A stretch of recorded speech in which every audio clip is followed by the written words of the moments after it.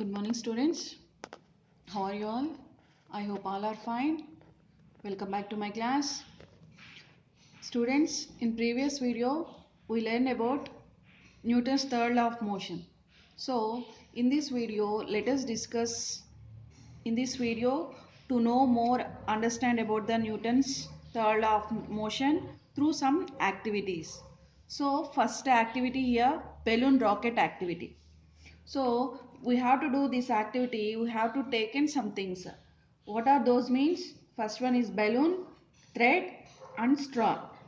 So now you have to see this figure. Is this one an inflated balloon and press its neck with fingers to prevent air escaping from it. So pass a thread through a straw and tape the balloons on the straw. Now hold one end of the thread and ask your friend to hold the other end of the thread. Now remove your fingers from the balloon's neck so as to release the air from the balloon. The balloon moves like a rocket towards the other end of the thread. Here, the balloon moves in a direction opposite to that of escaping air. So in this activity, what we have to conclude it means the balloon moves like a rocket. This balloon moves like a rocket. So here Newton's third law of motion principle involved. So here I am showing how the balloon is going. Once look here, children.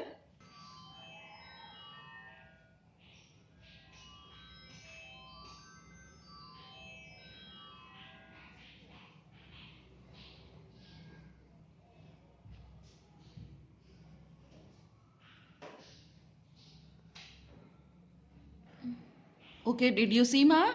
Children, did you see? Okay, see, the balloon moves in a direction opposite to that of escaping air. So, the movement of the balloon and air is zero begin with when the air escapes with the same velocity. So, the balloon moves in the opposite direction to balance the momentum of the escaping air. Escaping air. Clear, children, up to balloon rocket? Next, here another one lab activity is there. See this figure, everybody. One see this figure. Why this lab activity means? To show the action and reaction forces acting on two different objects. So we have to need test tube, rubber cord, cap, Bunsen burner, laboratory stand and thread. So here we have to do this activity. We need test tube, rubber core cap, Bunsen burner, laboratory stand and thread. So how to do this activity? Once I am explaining, see and listen carefully. Now here see this figure. Take a test tube of a good quality glass and put small amount of water in it. This one no test tube. So place a cork cap on its mouth to close it. Cork cap. With the help of cork cap, we have to close that mouth of this test tube. Now suspend the test tube horizontally with the help of two strings. Two strings. Suspended means you have to suspend it like this. Test tube horizontally. Horizontal means this one. Vertical means this one. Horizontal means this one. So horizontally with the help of two strings. Next, take that Bunsen burner. With the help of Bunsen burner, heat the test tube with a Bunsen burner until water vaporizes and cork cap blows out. So now you have to heat the test tube with the help of Bunsen burner. Now what will happen? The water vaporizes. The water vaporizes and cork cap, this one no, this blows out. Means its cork cap come out. Now observe the movement of the test tube when rubber cork cap blows out. Compare the directions of movement of test tube as well as rubber cork cap. So observe the difference in the velocity of rubber cork cap and that of recoiling test tube also. So in this activity what we have to conclude it means the velocity of cork cap and recoil of test tube to the same. Clear, children? Next, conservation of momentum and impulse. Conservation of momentum and impulse. So in physics, conservation means no change. So momentum does not change, or the momentum remains constant over time. So conservation of momentum is mostly used to describe the collision between the two objects. Here some important points are, first one is the conservation of momentum is only applicable to an isolated system of object. And what is meant by isolated system? So isolated system is a system that is not acted upon a external force. And the second one is, in this theory we are not going to consider any unbalanced forces. So here see. Now take U-shaped PVC channel of width 3/4 inch and length 3 feet. Here. And we have to arrange this one as shown in the figure. See this one. Now part A is there and part B is there. So part A is 60 centimeter and linear part is part B is how much? 30. This one 60, this one 30 centimeters. Take 6 marbles and do these activities. How many marbles we have to take? We have to take 6 marbles. Now here first case, place 5 marbles in part B. We have to place 5 marbles in part B. Now drop 1 marble from the top end of the part A. Here. And how many marbles are moved from part B? Once observe children here. Okay. Next second case. In second case, similarly put 4 marble in part B and drop 2 marbles from top end of part A. In the third case, again you have to place 3 marbles in part B and drop 3 marbles from top end of part A. And you have to observe oneself. So let two objects with their masses m1 and m2 are traveling with different velocities u1 and u2 respectively. Here see, m1 m2 masses and velocities u1 u2 in the same direction along a straight line. If u1 is greater than u2, they collide with each other and the collision lasts for time t, which is very small. During the collision, the first marble exerts a force on the second marble F, and the second marble exerts a force on the first marble F12. Let V1 and V2 be the velocities of the marbles respectively after collisions. Here they are given some tables. See this one. Before and after collision they are given. Moment of the before collision, marble 1, marble 2. And moment after collisions, change in momentum delta P. Rate of change of momentum delta P by delta T. So here they are given. See this one. So according to Newton's third law of motion, the force exerted by first marble on the second is equal to the force external by the second marble on the first one. So here F12 is equal to minus F21. So hence we get delta P by T is equal to minus delta P2 by T. So delta P, here see they are given M1 V1 minus M1 U1. In table they are given. Once check in the table. Here table, in the table they are given delta P values. So you have to substitute these values here. So M1 V1 minus M1 U1 by T is equal to minus M2 V2 minus M2 U2 by T. So after we have to solve this one, we get M1 U1 plus M2 U2 is equal to M1 V1 plus M2 V2. So this one is the total momentum of two marbles before collisions, and M1 V1 plus M2 V2 is the total momentum of two marbles after collisions. Clear children? So what we have to observe from the above equation? We have to observe the above equation. The total momentum is unchangeable before and after collisions. Why? Why means the marble dropped from part A and marble left from part B. So we can say that the momentum is conserved.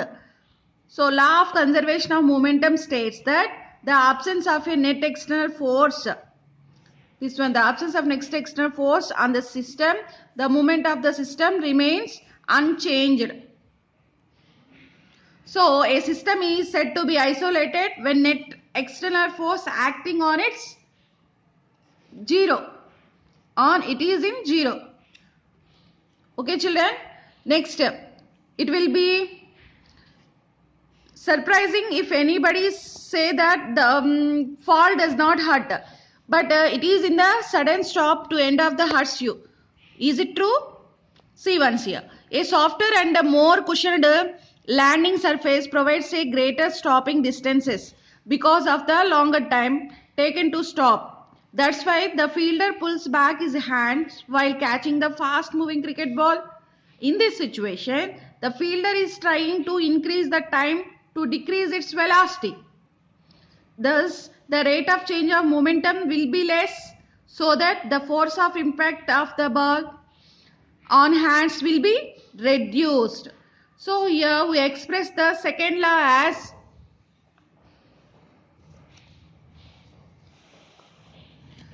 F net force is equal to delta P by delta T. So in under the minimize F net force, you have to maximize the stopping time.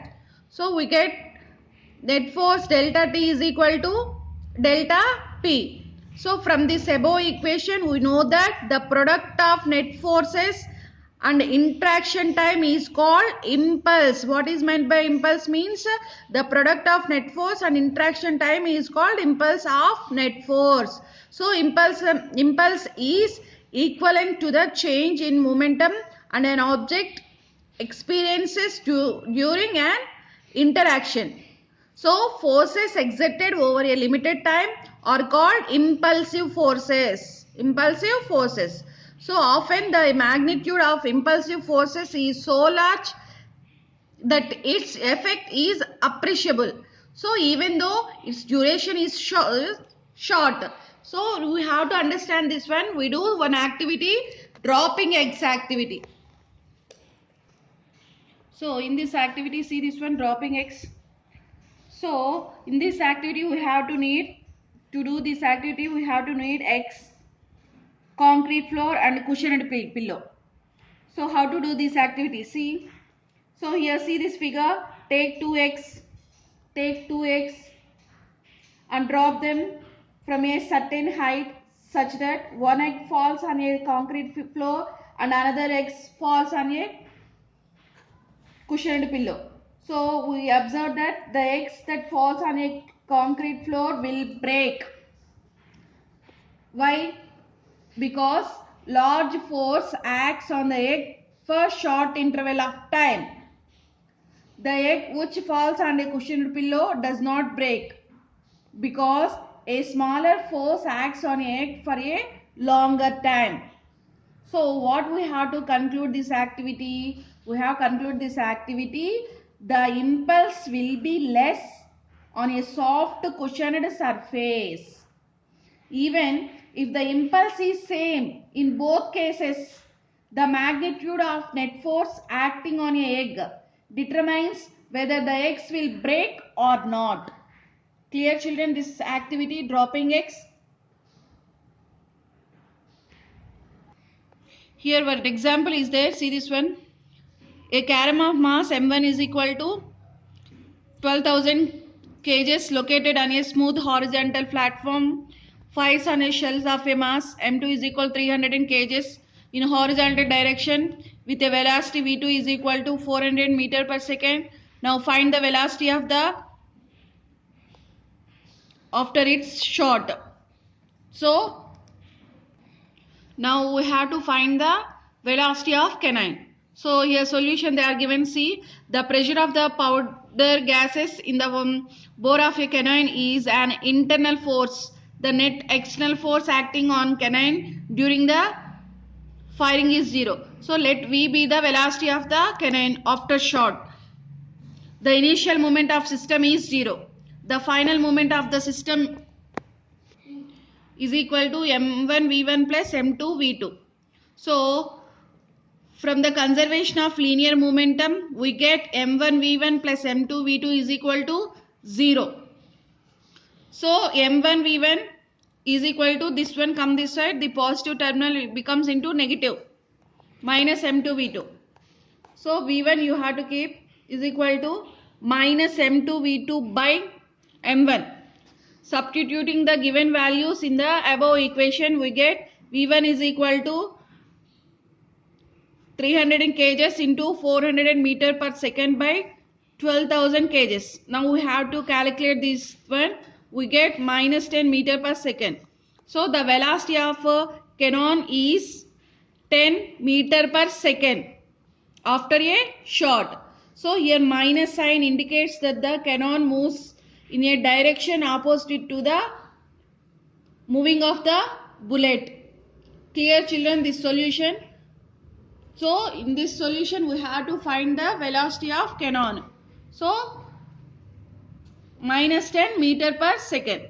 Clear this example children?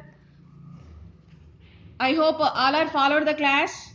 Once again I am repeating Newton's 3 laws. Listen carefully children.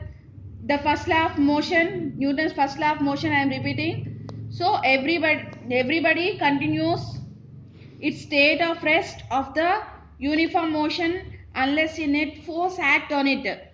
So Newton's first law of motion defines the force, and Newton's second law of motion, the rate of change of momentum of a body is directly proportional to the net force acting on it, and it takes place in the direction of net force.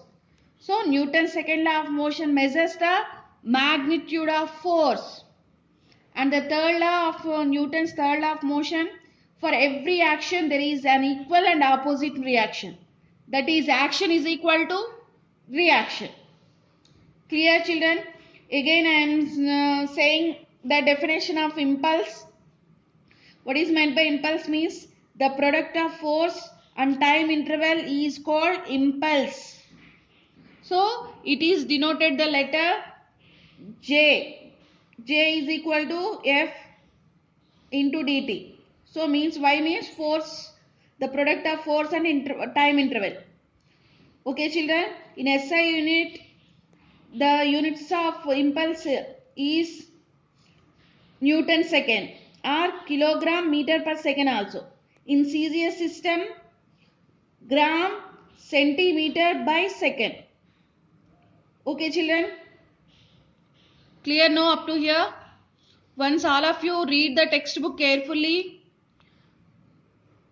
Thank you. We will meet into the another class. If you have any doubt, please ask me in interaction period. Thank you.